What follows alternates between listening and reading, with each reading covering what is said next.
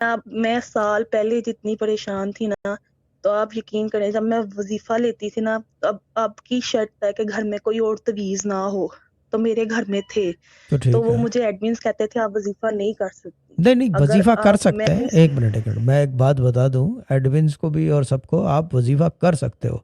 तावीज धागे की दुनिया से निकलो, पढ़ने वाली दुनिया में आओ, ये चक्कर है। मगर ये वो तो कौन यार समझाए बात, ये बात कहाँ समझ में आती है लोगों को, अमलियात और ये वो लटरम पटरम करना है।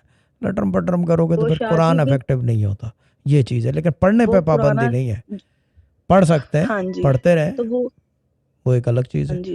लेकिन प्रमोट हम इस चीज़ को वो करते हैं कि ये ये जो क्या कहते हैं फॉल्स प्रैक्टिसिंग है, उसमें से निकलो, come to the original core of it, जो हाँ जी। मिडिल ईस्ट में होता है। तो द कोर शादी इज मैंने नमाज एंड कुरान, दैट्स इट, और कोई तीसरी चीज़ नहीं है। ठीक है ना, हाँ उस पे जी। आ जाए बस। शादी नहीं, वो फिर ना क्या कहते हैं, मैं बस दुआ में बैठती होती थी। और जब खत्म दिलवाते थे न्याज उसमें, वो मेरे काम हुए हैं हाँ तो काम सिर्फ होते हैं, दुआ में काम बैठने होते हैं, से।